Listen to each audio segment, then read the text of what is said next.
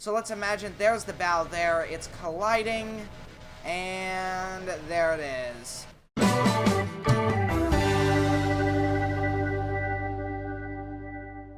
Hey guys, welcome back to another video, and in today's video we are back in Floating Sandbox, and today we're going to be sinking a ship that was never named nor was completed. So yeah guys, let's get into the video. So you may be wondering, what was this ship?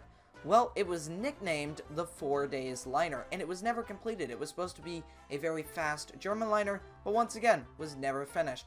So yeah, here we have it in game, and it's been wonderfully given over to me by Tim Can. So yeah, he's done a great job on this ship. I've looked up a few images. If you just look up the 4 Days Liner, you can see some nice artistic renderings of it, and this looks pretty similar to those. So yeah, this looks amazing. We're going to go ahead and we're going to sink it. We're actually going to sail it as well, because as you can see in the bottom of the screen, we've got this great control panel here, so let's go ahead and let's get it started up. So let's go ahead and start firing up these engines here. So there we go, and there we are. As you can see, I believe this ship was supposed to have 3 propellers, because you can see one there, another there, and I would imagine another one on the other side.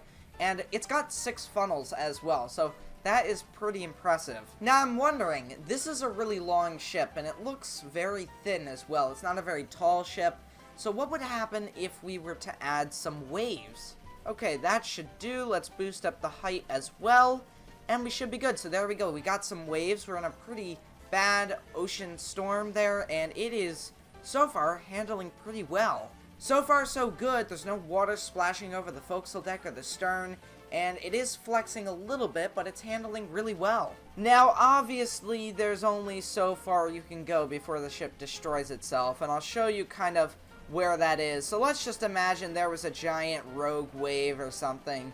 Yeah, that looks good, and then we'll kind of have it taper off at the end here like a real wave would. So there we go, and let's see what happens when the 4 Days Liner gets hit with a rogue wave. So the water crashes over the forecastle deck, water's pouring onto the deck and into the cargo holds, hitting the bridge, flooding some of those areas. Wow, and there goes the lights as well. Holy cow. Now that is a lot of water. The ship actually might be doomed at this stage. There is a lot of water in those cargo holds. Oh my gosh. So, we're getting some power back, but the bow of the ship is going way under the water. The watertight doors just closed again. That's good. We're getting some engine power back, but we did just lose engine power for a second there. Holy cow. Well then, unfortunately, the 4 Days Liner is going down. There is so much under the water there. You can see that the boat deck is underwater, the bridge is underwater, the forecastle deck and bow is underwater. Yeah, this thing's gonna go to the bottom. But because it has so many boilers, the ship is still running, and actually I don't know how long that's going to be, because I think in a minute or two, once water actually consumes these rooms, it's just going to stop moving. Obviously at this stage I would stop the engines, because the bridge is underwater and the captain, if he was in there, would be dead. So as you can see, the waves are crashing over the ship and flooding down through the vents, flooding through the uptakes. It is just going down so quickly here, especially here. It is all going underwater right now. In situations like this, a rogue wave could take out a ship like this. And I mean, it's obvious when you have waves that are 1, 2, 3 stories tall, and you've got a rogue wave that crashes over the ship, it's not good. It's not gonna turn out with a very good outcome. So as you can see, the ship has just gone down here. It's going slightly vertical and slipping right under the waves there. Very sad, and for an ocean liner, that never really existed. So, yeah. But let's go ahead, let's respawn the ship, and let's see what would happen if we collided it with another ship. Alright, we're back, we've got the ship. Let's see what would happen if another ship hit this ship. Would it survive? So let's go. Now, what I'm thinking is I want to collide, or we'll imagine that there's a collision occurring, basically make the damage right at the center of the vessel, because that might be cool to see what would happen if the bow of another ship, obviously, pierced the side in the center of this ship. So let's imagine they look off to their starboard side, suddenly see a ship. What are they going to do? Well, I think they would just continue at full speed, try to get as far away from the ship as possible, but it's too late. It's going to collide right in the center, so here we go, and let's start the damage. So let's imagine there's the bow there. It's colliding, and there it is. So you can see it's sort of a bow shape. You've got the forecastle deck, you've got the wall or the hull of the ship. Then you can see as it drags along and continues down the side. So there we go. We've just had a collision. You can imagine there's a huge shudder. Maybe the ship rolls over to the port side because of the collision, and they immediately stop the engines. So there we go. The engines are stopping, and the watertight doors are being sealed. So as you can see, the damage is regulated into two compartments. We've got the main compartment here. This is one of the boiler rooms, and then we have a little bit of flooding in this second boiler room. I personally think this ship will survive this. I think it's going to be fine. Now, if you notice, when I open up the watertight doors, you can see right there, the water is coming in. So, if we keep the watertight doors closed, look at that. The ship will stay afloat, which, I mean, would make sense. I mean, that's the point of watertight doors.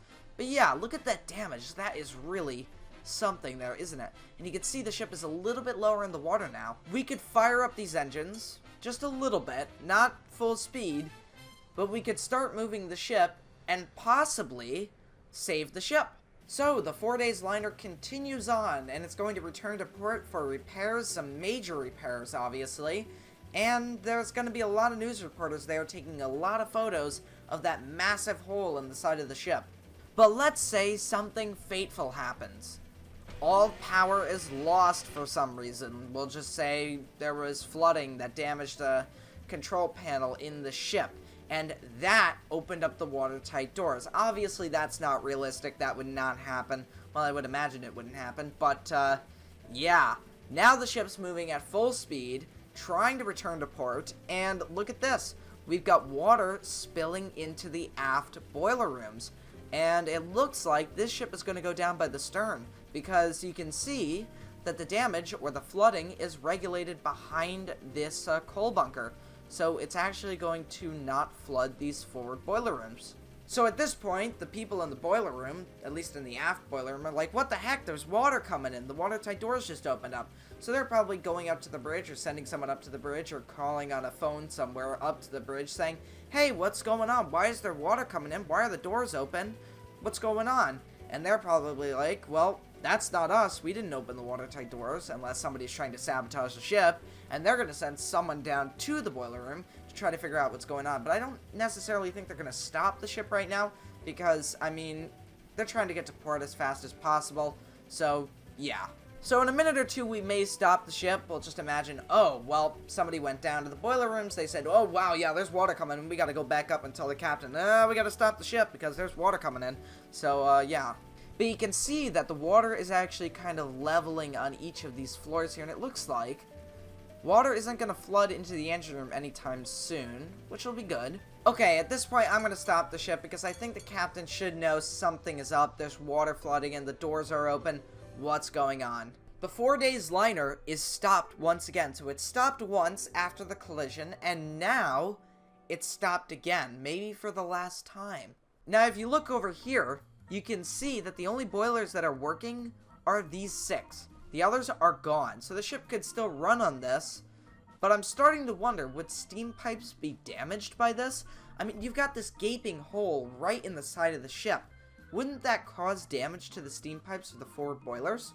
Well, it doesn't really matter now because the ship may be sinking. I think it is actually going down. Let's take a look. Oh yeah, look at this. This is now starting to flood as well. Now this bulkhead is really holding up. It's got tons of water behind it and it has not collapsed. I am tempted to make it collapse because we do know that these bulkheads are not designed for these loads of water behind them.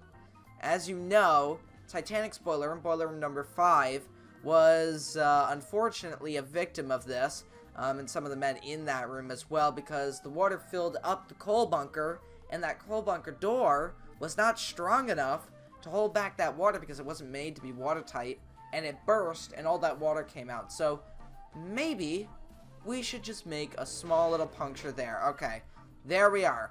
So now the sinking will progress. So we'll imagine that that coal bunker door just blows off and tons of water come rushing forward. You can imagine the boiler crew, or the stokers in that room, suddenly are standing there, and here comes this wave of water they're going to try. This is just going to be a mad dash up above if they haven't evacuated already. I mean, it's up for interpretation. This is a fictional sinking after all. But, yeah. Now, what's great about this sinking for the ship is it's not flooding in either direction, really. I mean, it's flooding outwards, but it's not flooding towards a certain direction, unless you're looking at the stern part, maybe. But there are two huge masses of buoyancy here, and they're really keeping the ship stable, which means that lowering lifeboats, that's going to be a lot easier. And speaking about lowering lifeboats, they should get to doing that as well, because the ship is starting to run out of power. And that's going to be a bit frightening. You can see that coal bunker is filling up, and actually, there would probably be no flooding into the other coal bunker, because there's no coal bunker door there. There's only a coal bunker door or watertight door right here, and that's open. So, if the water does flood over this way, then, yeah, it's going to flood into this boiler room, and then there's going to be some unstable issues with the sinking, where it's going to go down by the bow, because I think that's going to be the tipping point. If water gets into this boiler room, I think the bow is going to start losing buoyancy enough to the point it just starts sinking rapidly. I mean, look at that. The bow is actually angling towards the stern.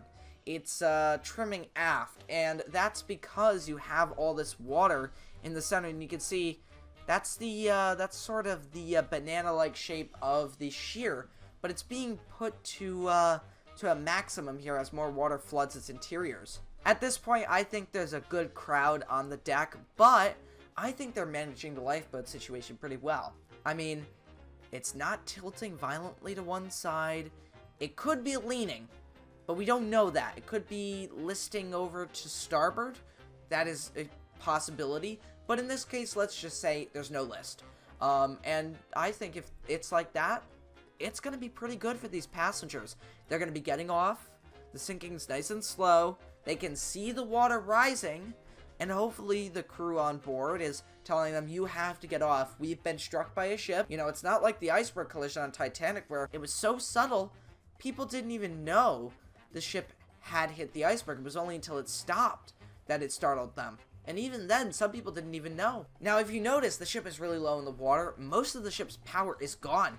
But the power in the front of the ship, where the bridges and maybe the Marconi room, is completely fine. So it's running in there, which means they're probably sending out SOS CQD signals. And this is great, because now some rescue ships are coming to the aid of the 4 Days Ocean Liner. Unfortunately, my proposed tipping point has been reached. The water is now beginning to pour into this forward boiler room, and I think we're about to lose power to the bridge, the communication systems, and the rest of the lights. We will see. But now you can really tell, if we kind of zoom in just a little bit more, let's zoom out just slightly, the bow is starting to list forward, and I think that the shear is actually going to shear in the opposite direction. That bow is going to quickly lose buoyancy, the forecastle is going to go under, and it's going to plunge, because the more water that's in it, the faster the plunge is going to be. Now, these crew members that are in this boiler room are getting out. Luckily, the water that came in was not as violent as the other boiler room, where some people could have been trapped. This is something that's a little bit slower, so they're probably making their way up the ladders, out the doors, trying to get out. But unfortunately, we have another coal bunker here, or some sort of room here that could have a coal bunker or a division with a non-watertight door. So it could fail. Who knows? We might make it fail. We will see. At this point, I do not want to be on this ship. As much as I am a person that wants to stay on the ship for the last minute in real life, I want to be off, because this ship could go under in just seconds. And speaking about the ship going under, the forecastle deck is finally taking its plunge. I do not know where this water is coming from, because the forecastle deck is now under. Actually, it may be coming from the hawse pipe. Yeah, I think it is. Yeah, this ship is bound to go under in just a minute. So if I put my menu here, you can see this is what a passenger in a lifeboat would see, a survivor. This almost looks like the 2012 miniseries for Titanic, that TV series that came out for the anniversary. It was sank in a really shallow angle or whatever. But yeah, as you can see, this is the end. Look at this. Look at how fast it's dropping. Anyone on the deck is going to get swept off. And yep, this is it, folks. That shear is kind of leveling out. It's going to go the other way now. It's going to stress. In the other direction, there goes the lights. See, that's what happens when you have center sinkings. When there is water flooding into the center of the ship, it's gonna rapidly go on one side. It very rarely will just sink level. It's eventually just gonna go down on one side and just go down vertical, or slightly vertical. I think this is actually just gonna go, maybe right at the end it'll go vertical, I don't know. Well, there she goes, the 4 days liner. So thank you, Tim Can, for this really awesome build. And, yeah, there it goes to the bottom. So if you guys have enjoyed this, remember to leave a like and a comment, and I'll send you some, guys. Goodbye.